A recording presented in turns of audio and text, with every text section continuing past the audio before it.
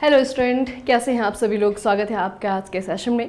तो बच्चे आज के सेशन की शुरुआत करेंगे। अभी तक आप लोगों ने बहुत जगह बहुत सारे न्यूज़ चैनल में इसे सुन लिया होगा। ऑपरेशन सिंदूर कंडक्ट किया गया है भारतीय सेना के द्वारा। ठीक है, ऑपरेशन सिंदूर, इसके बारे में जो चीज़ें एग्जाम में पूछी जा सकती हैं वो हम पढ़ेंगे।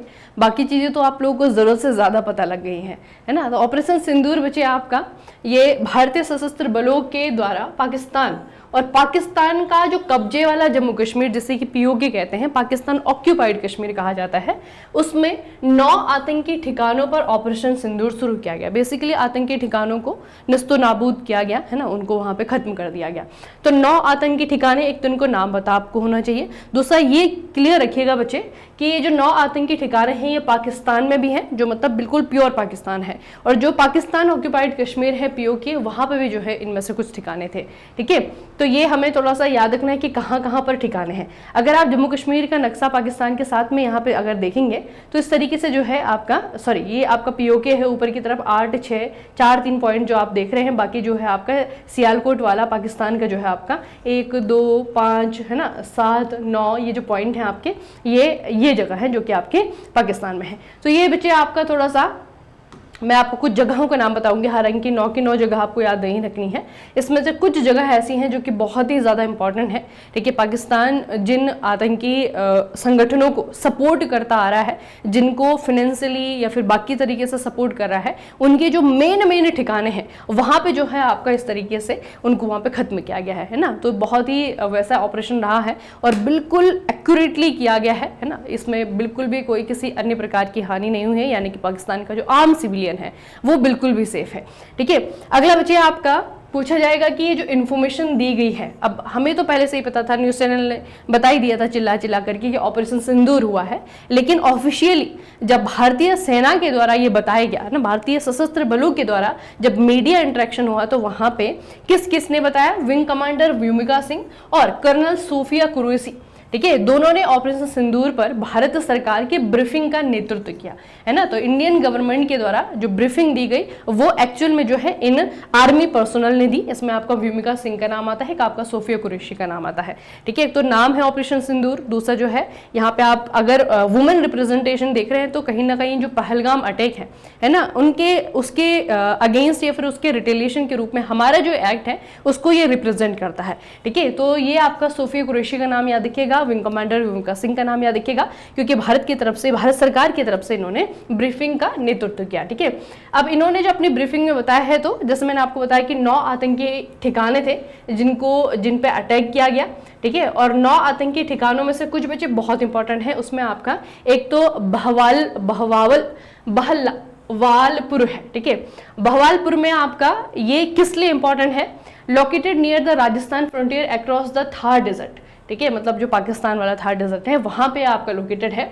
Is a known stronghold of Jaish e Mohammad. Jaish e Mohammad जो है आपका पाकिस्तान का आतंकी संगठन है, पाकिस्तान वित्त पोषित आतंकी संगठन है, लेड बाय द मौलाना मसूद अजहर। ठीक है, तो मसूद अजहर का जो जैश ए मोहम्मद है उसका एक तरीके से हेडक्वार्टर इसे कह सकते हैं। ठीक है, यहाँ पे मसूद अजहर की पूरी फैमिली थी, उसके सारे रिलेटिव्स थे। ठीक है, और जिन्होंने जो आपका IC-814 जो प्लेन हाईजैक हुआ था ना, वहां पे जो रिलीज किया गया था 1999 प्लेन हाईजैक इसीलिए किया गया था ताकि मसूद अजहर को उनके साथियों के साथ में रिहा किया जाए भारत से। ठीक है, तो मसूद अजहर का जो मेन ठिकाना है वो है आपका बहवालपुर। उसके बाद में आपका आता है मुर्दिक।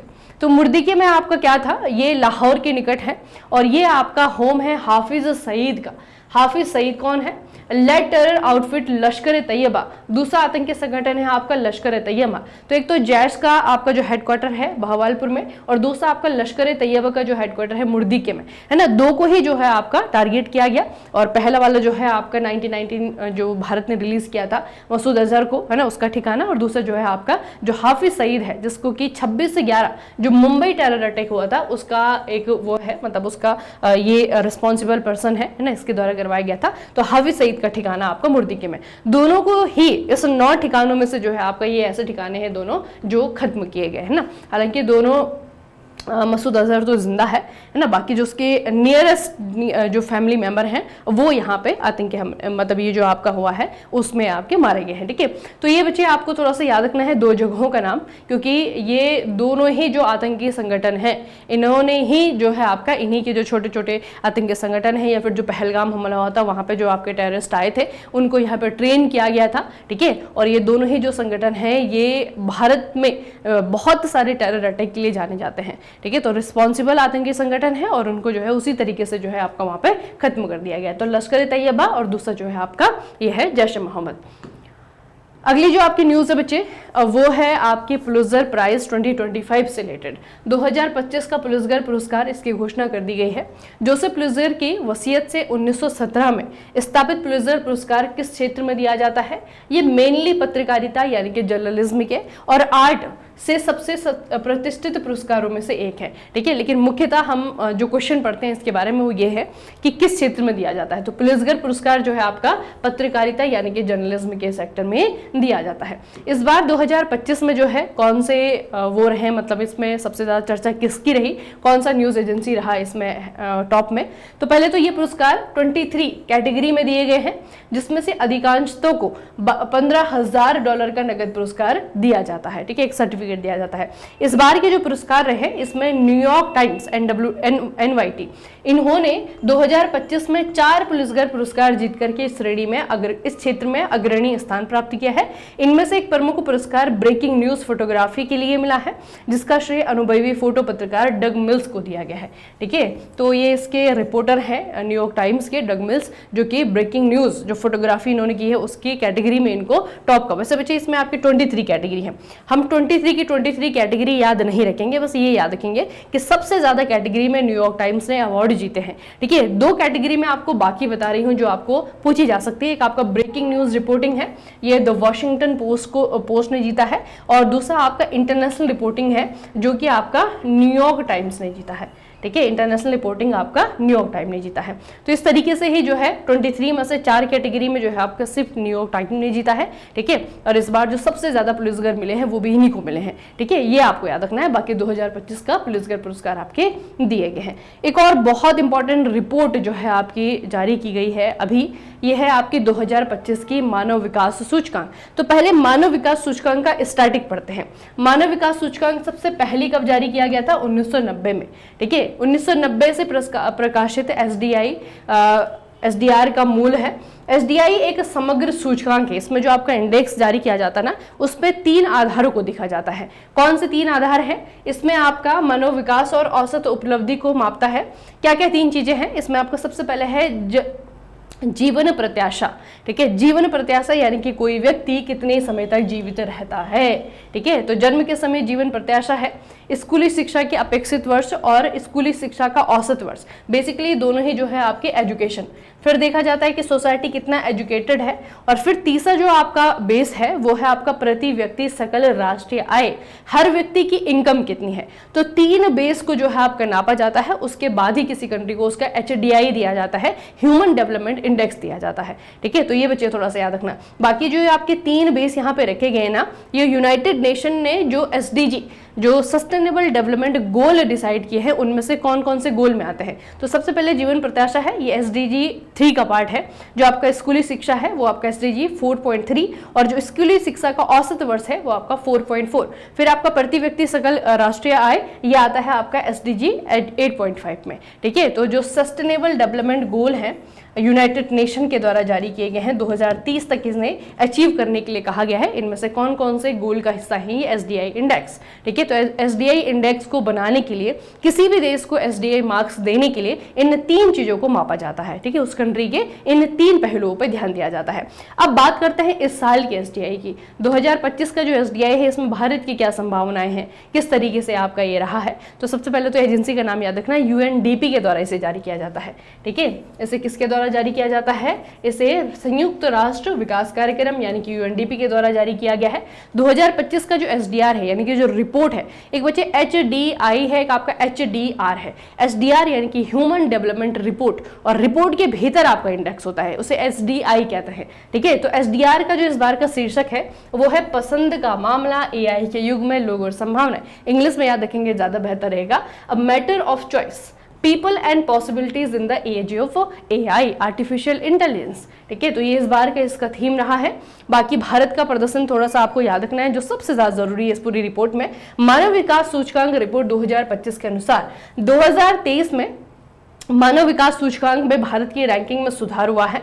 वह 193 देशों में 130वें स्थान पर पहुंच गया है। 2022 की रिपोर्ट में आपका 133 नंबर पे था, 133वें नंबर पे था। ठीक है, तो ये बच्चे आपको थोड़ा सा याद रखना है कि भारत का जो इस बार का रैंक आया है वो है आपका 130 आउट ऑफ 193। ठीक है, 193 में से। ठीक है, ये जो है इस बार का भारत का रैंक आया है। बाकी टॉप की कंट्रीज की अगर हम बात करें तो टॉप की कंट्रीज में आपका जो है आइसलैंड आता है। ठीक है, नॉर्वे आता है, स्विट्जरलैंड है, डेनमार्क है, जर्मनी है। एक चीज देखिए, सारी के सारी यूरोपियन कंट्री है। लीस्ट कंट्रीज की अगर हम बात करें तो 192 नंबर पे आपका सोमालिया है ना, ये आपका सेंट्रल अफ्रीकन रिपब्लिक है, चाड है, नाइजर है, ये जो है आपके लिस्ट के कंट्रीज हैं। ठीक है, तो बच्चे इसे याद रखना है कि भारत का कितना इसमें आया है, और टॉप की कंट्री में आइसलैंड आपका पहले नंबर पे है। उसके बाद जो है आपकी स्पोर्ट्स की न्यूज़ है, पहले इसका स्टार्टिंग पढ़ लेते हैं। सुदीरमन कप, सुदीरमन कप का संबंध किस चीज से है? तो सुदीरमन कप जो है आपका एक विश्व मिश्रित टीम बैडमिंटन चैंपियनशिप है। मिश्रित का मतलब है कि मेंस वुमेन्स दोनों की ही यहाँ पे आपकी टूर्नामेंट होती है। ठीक है, और इसे जो है सुदीरमन कप कहा जाता है। इसका आयोजन विश्व बैडमिंटन महासंघ के द्वारा किया जाता है। सुदीरमन कप पहली बार 1989 में आयोजित किया गया था, 1990 में आपका पहली बार हुआ था। फिर करंट से रिलेटेड करके इसे याद रखेंगे कि 2025 का सुदीरमन कप है वो किसने जीत लिया है? ये जीत लिया है आपका चाइना ने। चीन ने जियोमिन चीन में आयोजित सुदीरमन कप 2025 के फाइनल में दक्षिण कोरिया को हरा करके विश्व बैडमिंटन में अपना वर्चस्व बढ़ाया है। ठीक है, तो चाइना के द्वारा ये आपका जीत लिया गया है। अगली जो आपकी न्यूज़ है उससे पहले हम थोड़ा सा एक एजेंसी के बारे में पढ़ेंगे, क्योंकि यहाँ पे हुई है एक नई अपॉइंटमेंट। ठीक है, एजेंसी का नाम है NDFC, national film development corporation. Bharat सरकार ने 1975 में केंद्रीय सूचना और प्रसारण मंत्रालय के तहत राष्ट्रीय फिल्म विकास निगम एनडीएफसी की स्थापना की थी। एनडीएफसी, इसका टैगलाइन है भारत का सिनेमा, और इसका हेडक्वार्टर है मुंबई महाराष्ट्र में। और न्यूज यही है कि एनडीएफसी के एमडी के रूप में, मैनेजिंग डायरेक्टर के रूप में चुना गया है मिस्टर प्रकाश मदगुन को। ठीक है, मगदुम को।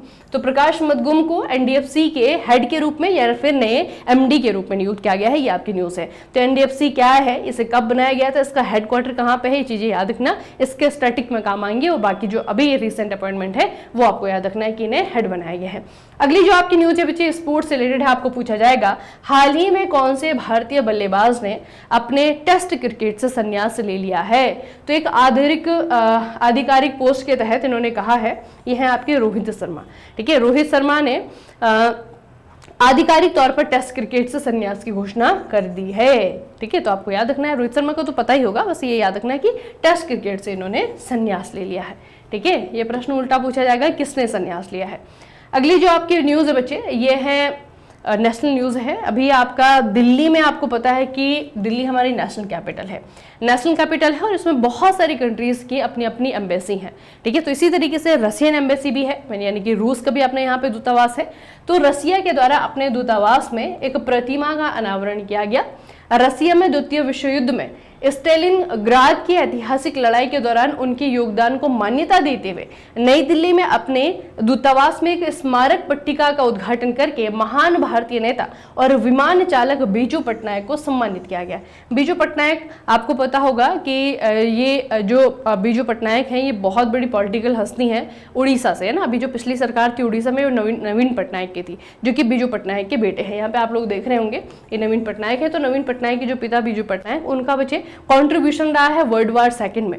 ठीक है, तो वर्ल्ड वार सेकंड में इनके कंट्रीब्यूशन को देखते हुए जो है आपका रसिया ने यहाँ पे अपने दूतावास में इनके नाम पे जो है स्मारक पट्टी का इनॉग्रेशन किया गया। ठीक है, और इस इनॉग्रेशन जो आपका पूरा सेमिनार हुआ, जो आपकी सेरेमनी हुई, यहाँ पे इनके जो बेटे हैं नवीन पटनायक वो भी थे। ठीक है, पूछा जाएगा कहाँ पे, तो ये आपका है नई दिल्ली में, क्योंकि इनका दूतावास जो है आपका नई दिल्ली में ही है। ठीक है, तो आज की जो खबरें हैं वो यहीं पे समाप्त होती हैं। बाकी बच्चे ऑपरेशन सिंदूर तो हम अब डेली बेसिस पे देखेंगे, इससे रिलेटेड कुछ ना कुछ न्यूज़ आपकी आती रहेगी, है ना, लेकिन हमें उतना देखना है जितना हमारे एग्जाम पॉइंट ऑफ व्यू से ज़्यादा ज़रूरी है ना। बाकी तो ज़्यादा डिटेल तो आपको लगातार मिल ही रही है ना, क्या क्या हो रहा है क्या नहीं हो रहा है।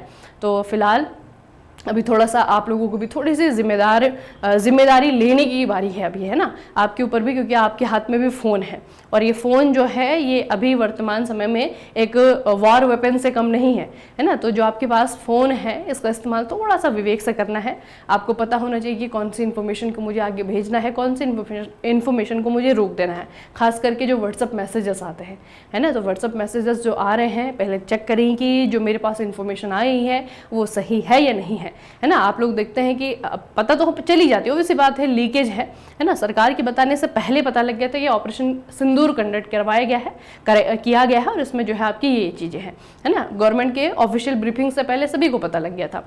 लेकिन फिर भी अगर आपके पास में कोई इन्फॉर्मेशन आती है तो बिना उसकी सत्यता की जांच किए हुए है, कोई वीडियो आती है, बहुत सारी मॉर्फिंग चलती है आजकल, है ना, बहुत सारी चीज़ों को मॉर्फ करके थोड़ा सा डॉक्टर्ड करके जो है आपको पेश किया जा सकता है कि ऐसा ऐसा हो रहा है। तो थोड़ा सा आपको बच्चे रिस्पॉन्सिबल बनाए इस तरीके की चीज़ों को, लेकिन क्योंकि अभी जो है हमारे जो कंट्री है वो बहुत ही सेंसिटिव हालातों से गुजर रहा है ना, और हम तो बिल्कुल सेंटर ऑफ इंडिया में है ना। ऑब्वियसली बात है उन लोगों के बारे में थोड़ा सा सोचना जो कि बॉर्डर पे बैठे हुए हैं ना। बहुत सारे लोग, अभी आप लोगों ने देखा होगा पुंछ में जो शेलिंग हो रही है पाकिस्तान की तरफ से, उसमें अभी तक जो है 15 लोग जो हैं उन्होंने अपनी जानें गंवाई हैं। उन 15 लोगों में से बच्चे भी हैं, है ना, बूढ़े भी हैं। तो वैसी बात है कि वो वही जो है आपके निर्दोष लोग हैं। तो थोड़ा सा उन लोगों के बारे में सोचना जो वाकई में चाह रहे होंगे कि यहाँ पे वॉर ना हो, वॉर लाइक कंडीशन ना बने, है ना, वो उनकी इच्छा होगी। तो बीच में बैठ करके और बिल्कुल सिक्योर कह सकते हैं आपकी, उनके हिसाब से तो आप लोग सिक्योर हैं, है ना। तो सिक्योरिटी में बैठ करके बोलना कि वॉर हो जानी चाहिए, ये कर देंगे वो कर देंगे, वो बहुत बड़ी बात, वो जो है आपका आसान होता है ना।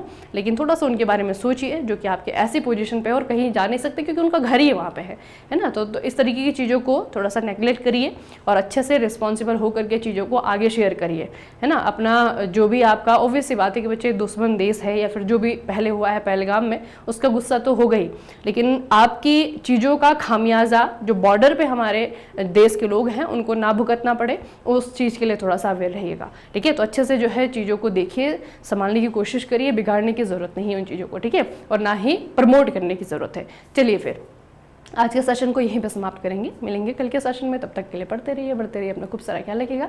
आप सभी का बहुत बहुत धन्यवाद।